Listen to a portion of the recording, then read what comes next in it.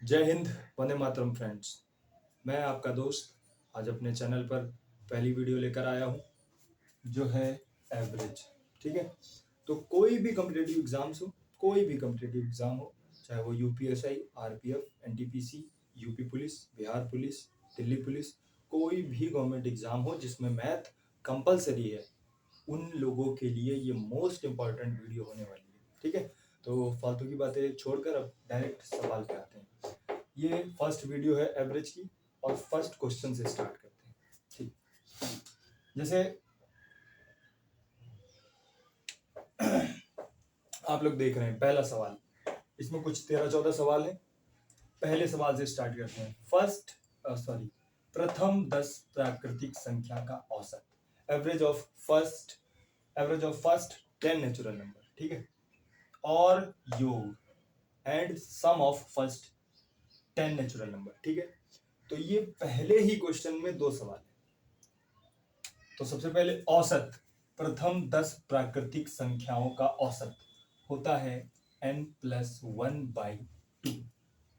ठीक है, n+1/2, जहां पर n को हम प्राकृतिक संख्या से डिनोट, मतलब प्राकृतिक संख्या को n से डिनोट करते हैं। तो प्राकृतिक संख्याएं 10 का हमें निकालना है, तो इनकी जगह 10 रखेंगे, तो ये 10 और 1 11 हो जाएगा, अपॉन 2 ऐसे ही रहेगा। तो अब हम कह सकते हैं जब 2 से इसको काटेंगे तो यहाँ पर हमारा 5.5 आंसर हो जाएगा। ठीक है, तो ये है हमारा 5.5 प्रथम 10 प्राकृतिक संख्याओं का औसत। ठीक है, अब योग के लिए क्या होता है, अगर आपको ये याद है या ये आपको पता हो गया तो योग बहुत आसान है। योग के लिए हम करते हैं n ब्रैकेट n+1/2।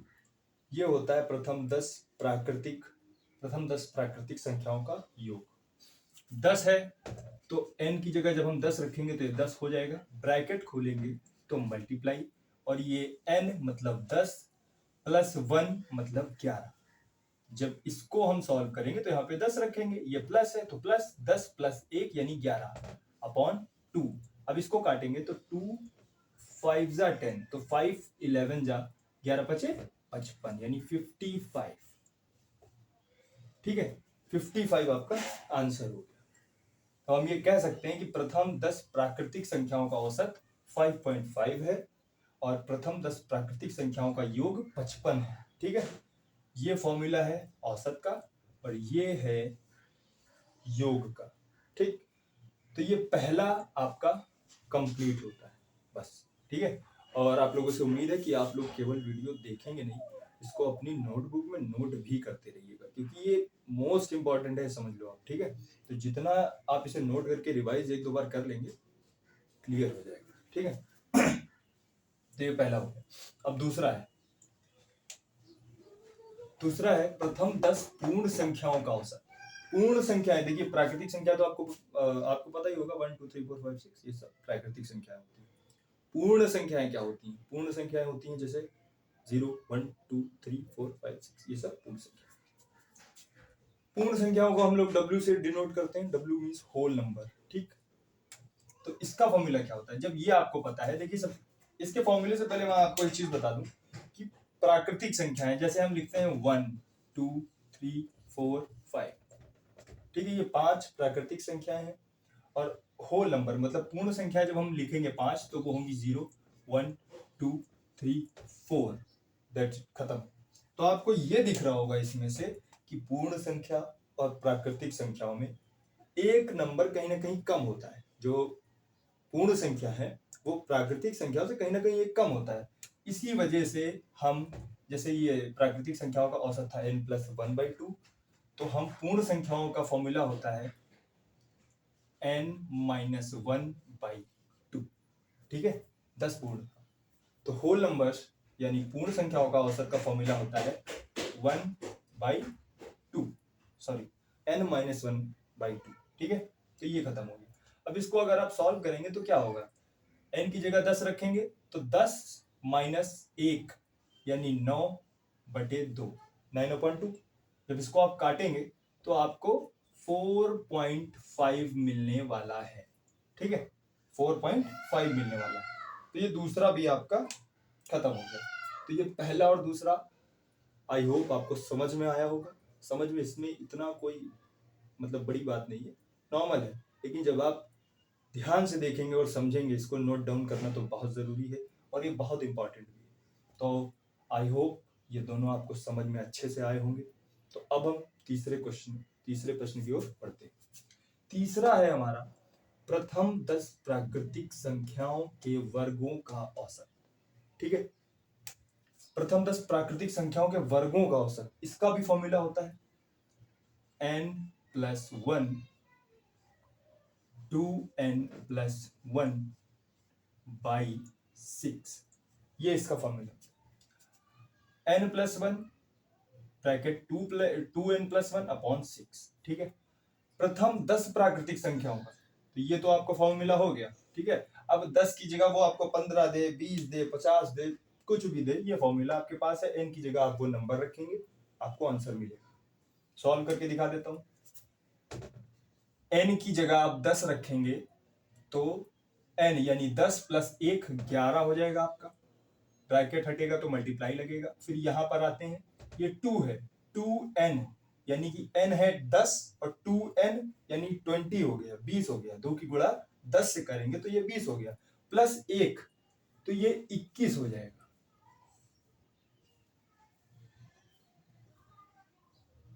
ये 21 हो जाएगा और अपॉन में 6 है।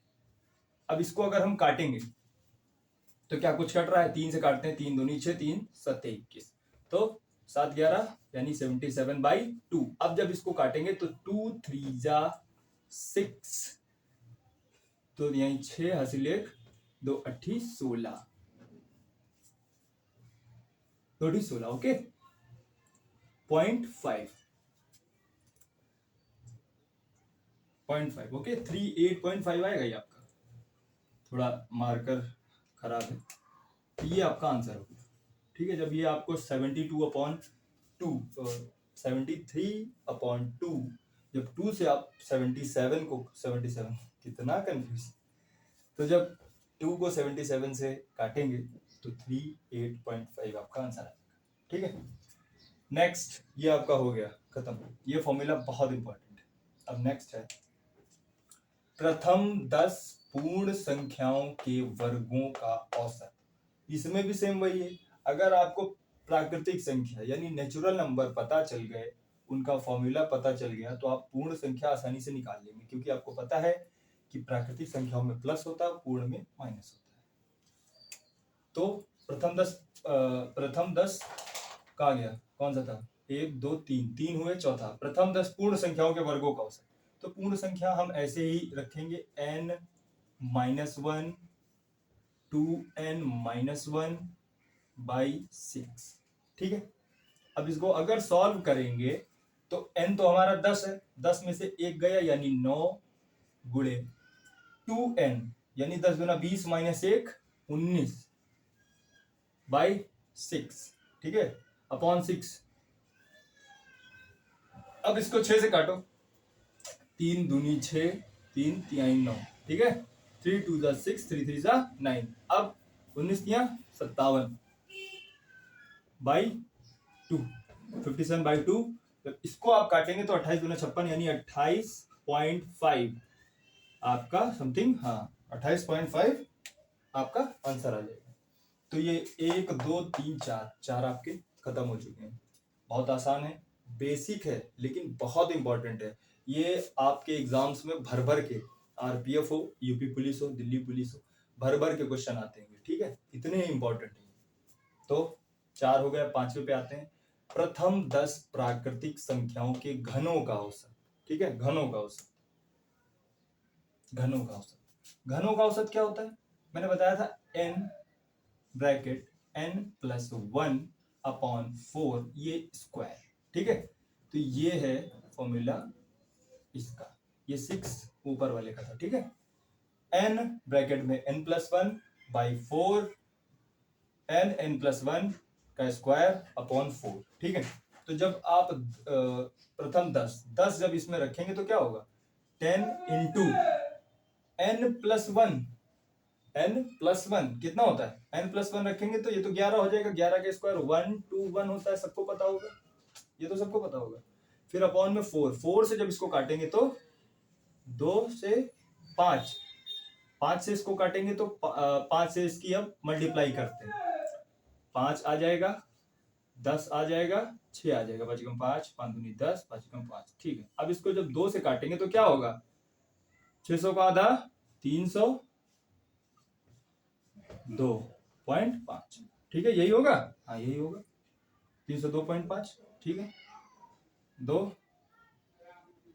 2 3 6 0 2 दूनी 4, ठीक है, यही होगा, ये आपका आंसर होगा, खत्म। अब आपकी 1 2 3 4 5 पूर्ण संख्याओं का नहीं हुआ है ना, हाँ, तो ये हो गया आपका। अब 5 प्रश्न आपके हो गए। छठा देखिए, प्रथम 10 पूर्ण संख्याओं के घनों का औसत। ये आमने सामने जो लिखे हैं इससे आप कंफ्यूज मत होना, ठीक है, ब्लैक बोर्ड पे जगह कम है और मेरा मार्कर या ब्लैक बोर्ड कुछ थोड़ा सा इसमें कुछ ना कुछ तो दिक्कत है, क्योंकि ये रफ नहीं होता है।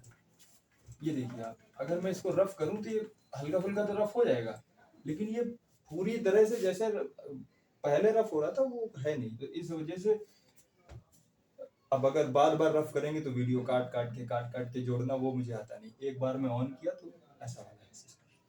तो इसी में मैं सब आपको समझा दूंगा, अगर आप ध्यान से वीडियो देखेंगे और नोटबुक रख के नोट करेंगे बराबर तो आपको सब समझ में आएगा, पहले से ही मैंने समझाया है सब कुछ।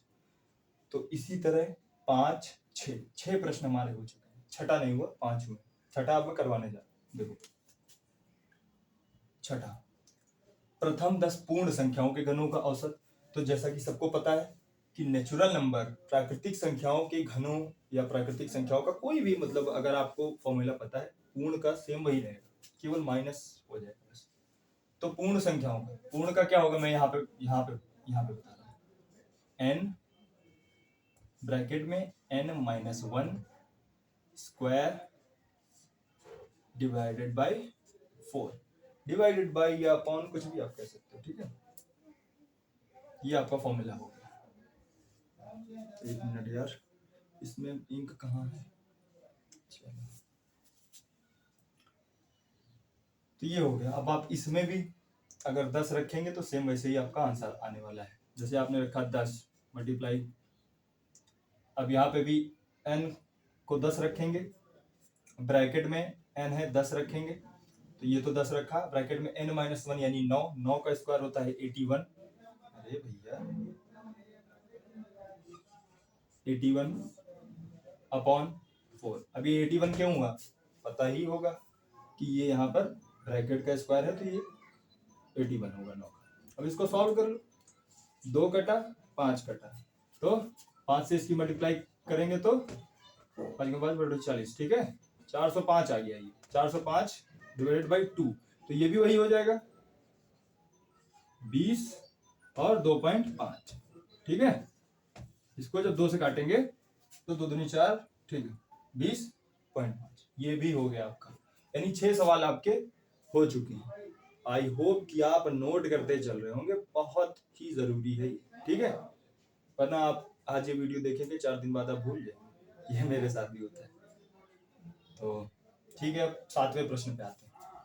7वां प्रश्न है, प्रथम 10 सम संख्याओं का औसत। सम संख्याओं का, सम संख्या बहुत आसान होता है। सम संख्या जैसे मैं आपसे कहूं, एग्जाम्पल के तौर पे मैं आपको बताता हूँ। सबसे पहले तो आप इसका फॉर्मूला लिख लो सम संख्याओं के लिए, हाँ ये सम संख्याओं के लिए सबसे पहले तो n+1, बस यही औसत हो गया, ठीक है।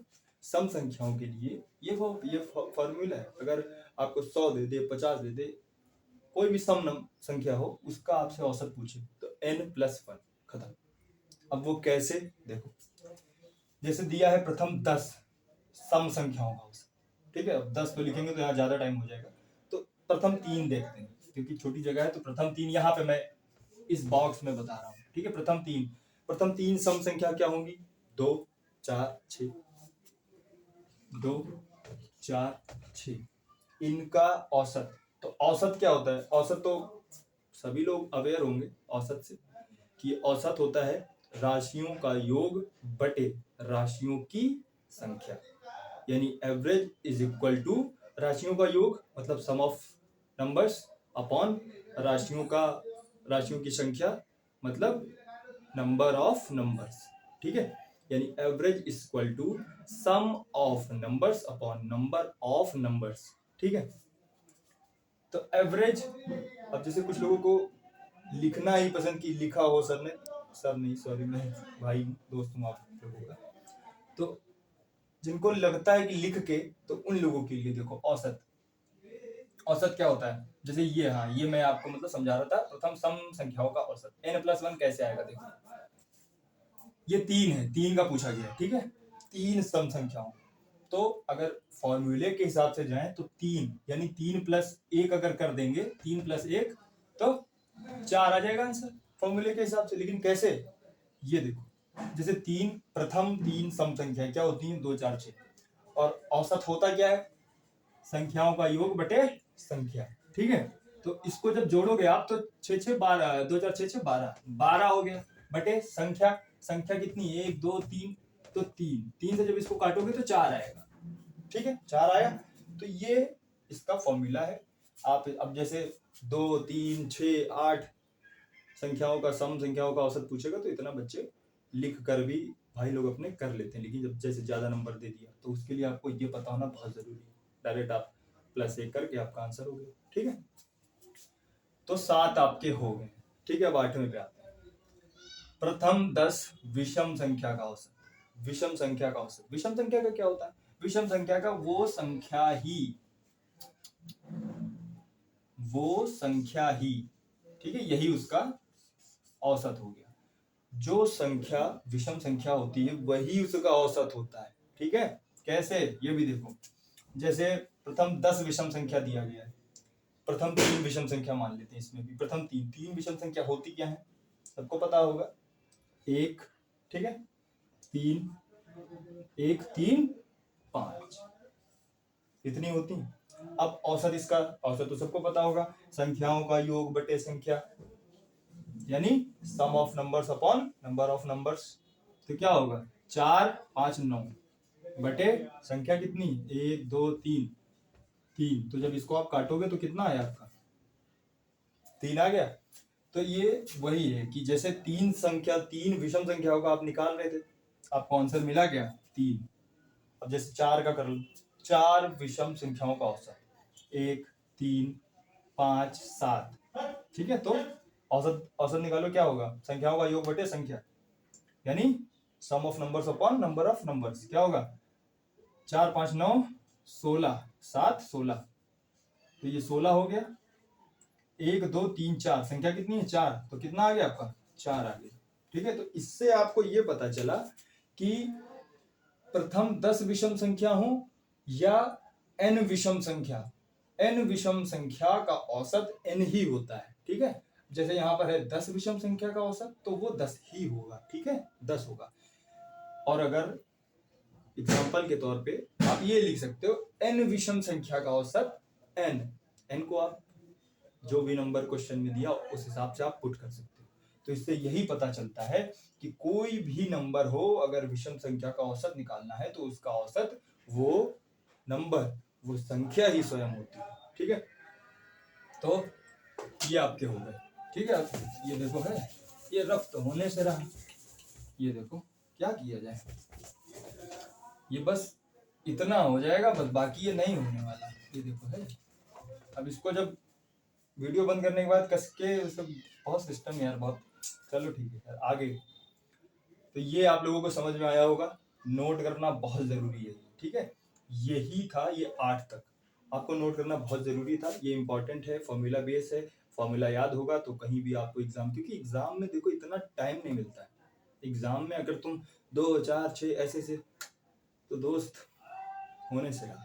तो इसलिए आप ऐसे इसको तैयार करो कि आपको अगर एग्जाम या कहीं आप मॉक दे रहे हो, अगर आपको प्रश्न दिखाने, क्वेश्चन दिखाने, आपने चुटकियों में वो खत्म कर दिया। तो ये है। अब ये क्या है, पांचवा नहीं, पांचवा नहीं, ये क्वेश्चन है। 5 तो क्वेश्चन के अंदर लिखा है, क्वेश्चन क्या है देखो, इसी के बेस पे सबसे पहले जैसे दिया है 5 के प्रथम 10 गुर्जों का औसत। आपने देखा होगा ग्रुप डी, आरपीएफ, एनटीपीसी सब में ये क्वेश्चन भर भर के आए हुए हैं। आप 2019 के पीवाईक्यू से देख सकते हैं कितने इंपॉर्टेंट हैं, बहुत इंपॉर्टेंट। तो ये क्वेश्चन करने से पहले आपको कुछ चीजें पता होनी चाहिए कि जब किन्हीं संख्याओं के बीच का अंतर समान हो, किन्हीं संख्याओं के बीच का अंतर समान हो तो उसके लिए एक फॉर्मूला होता है। क्या होता है वो कहां पे लिखूंगा,